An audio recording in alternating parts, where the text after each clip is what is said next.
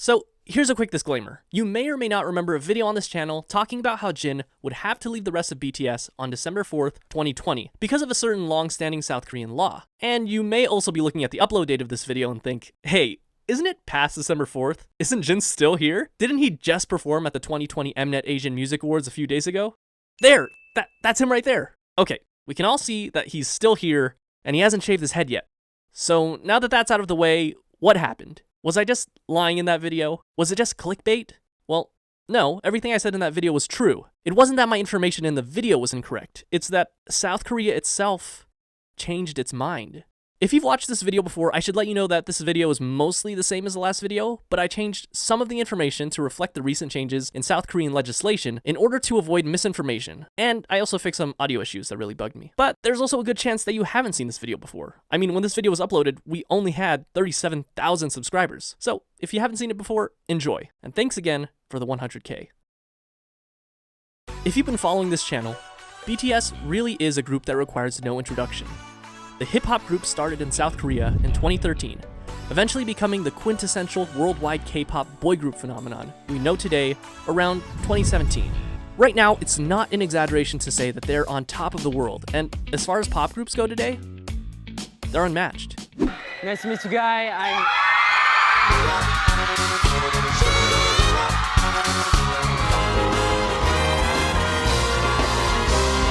Their popularity is being compared to that of One Direction in their heyday. Or even the Beatles. They're the first Korean act to reach #1 on the Billboard charts, and they just became the first group since the Beatles to earn 3 #1 albums in less than a year. Just like every boy band before them, they have their own massive fan base. Their fans, known as ARMY, are some of the most passionate fans that you can find in the whole world. However, starting in December 4th, 2022, ARMY will likely see the members of BTS join the South Korean Army. You see, mandatory military service in South Korea has been around since 1948. The beginnings of South Korea as a country, this mandatory military service was so important for the new country of South Korea that it was put into its constitution as Article 39, which states that all citizens shall have the duty of national defense under the conditions as prescribed by Act. This means that all physically able men from 18 to 35 must perform military service. And while women can as well, they're not required the same way men are. And if you're at all familiar with the events in Korea that happened during the 50s, you understand why this is so important to them. And while the Korean War had a ceasefire agreement on July 27, 1953, it was exactly that, a ceasefire. The war, technically, never ended. Because of South Korea's unique relationship with their neighbors to the north, an active military has been deemed necessary, always ready in case of a surprise attack, something that, as a possibility, has never left the minds of South Koreans. So, now that we have that out of the way, what exactly will be happening on December 4th, 2022? On August 1st, 2018, the South Korean government made a shocking announcement. The required age that all able-bodied males must enlist was dropped from 30 to 28. This meant that when the oldest member of BTS, Jin, turned 28 on December 4th, 2020, he would have been required to enlist according to South Korean law. We all thought Jin would be leaving us by the end of 2020, but just when it seemed like all hope was lost, Jin got an early birthday present. Only 3 days before Jin's birthday, on December 1st of 2020, the South Korean government made a surprise announcement that allows select K-pop stars to postpone enlistment until they turn 30 rather than 28, effectively changing the big day of Jin's departure from December 4th of 2020 to December 4th of 2022. People are already calling it the BTS law. Perhaps the government of South Korea found the kindness in their hearts to listen to the voice of the people, or perhaps it's because BTS rakes in almost $5 billion annually for the entire country. So you better believe that the group, and by extension, ARMY, probably had some hand in this. And while this is definitely exciting news, just remember that this is not an exemption, but a deferment. Well, the first problem is that even before enlisting, there's an issue that prevents candidates aged 25 to 27 to only a total of 5 trips in the course of 2 years, and each trip is limited to a maximum of 6 months. Thankfully, another announcement by the South Korean government was made in September of 2018, reducing the length of required military service for conscripted soldiers who enlist in 2020 and after. The Army and Marines are reduced from 21 months to 18 months. The Navy is reduced from 23 months to 20 months, and the Air Force is reduced from 24 months to 22 months. So really, 2022 is not a bad time for our boys to join the military. If this is news to you, this whole process may seem a bit archaic. The only countries with mandatory military service longer than South Korea are Singapore at 2 years, Israel at 2 years and 8 months, and finally, North Korea at 10 years.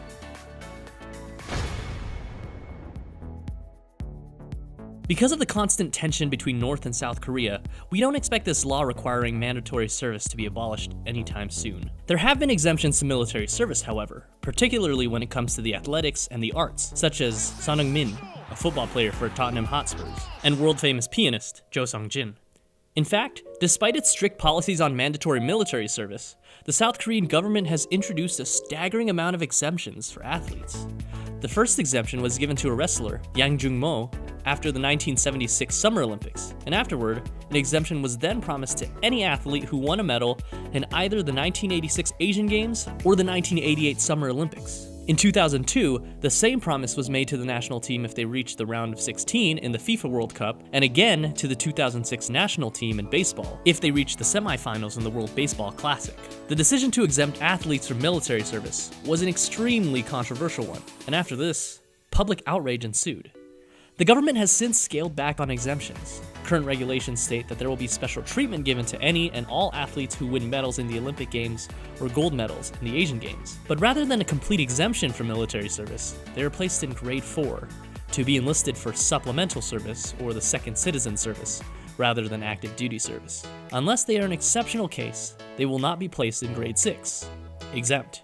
While grade 4 is better than active military service, they still have to do 4 weeks of basic military training and attend a few days of annual military training for the next few years. Aside from that, they're pretty much free to continue their own sports careers until their service is over. While complete exemptions have been scaled back, we have seen a few in recent years, including 2008 Olympic gold medalist badminton player Lee Young-dae, 2011 swimming world champion Park Tae-won, a 2014 Asian Games gold medalist tennis player, Chung Hyun, and of course, Son Heung-min, a 2018 Asian Games gold medalist football player, just to name a few. While the exemption is controversial, a strong argument can be made that, when it comes to sports, 2 or more years of military service during that person's prime could be detrimental to their career and even end it prematurely.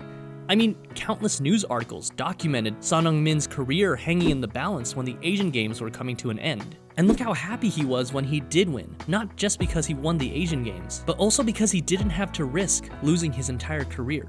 The same thing, however, cannot be said about K-pop stars. While violinists, pianists, and ballet performers have received an exemption for military service in the past, it has never been the case with actors, directors, and yes, K-pop stars.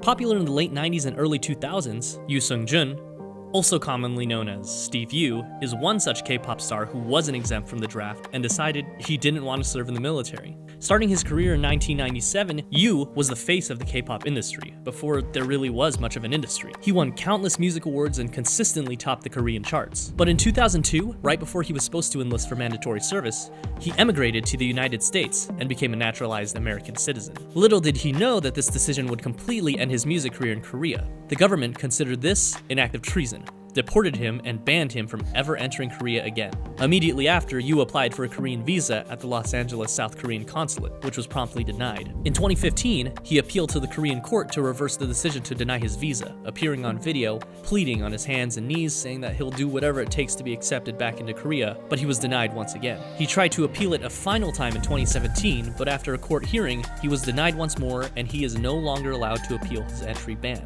Miraculously, in 2019, the Korean Supreme Court sent Yoo's previously closed case back to the Seoul High Court to review, stating that the law has no restrictions preventing Steve Yoo from visiting South Korea. Soon after, an appeals court reversed its earlier decision in favor of Yoo, which could eventually allow him back into South Korea if all goes well with the Seoul High Court. This remains to be seen, however, and despite being banned 18 years ago, evading military service is so looked down upon by the Korean public that 70% of Koreans still believe Yoo should be banned forever.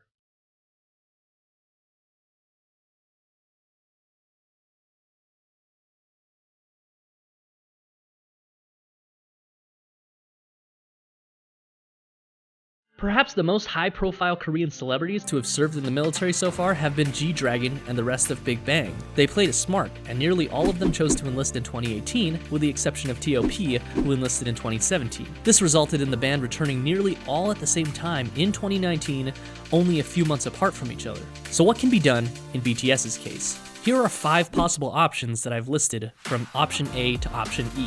Option A is exemption, of course, which is preferable. This would allow BTS to continue to perform together with no mandatory military service. However, this option is already off the table due to the Defense Ministry's unyielding policy of no exemptions for pop stars. So let's move on to option B. Option B, one after another.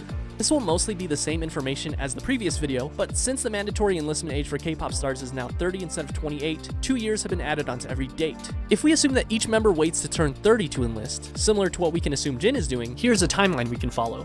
And these are all just estimates based on their birth year. The order of enlistment and return may vary. 2022, Jin leaves.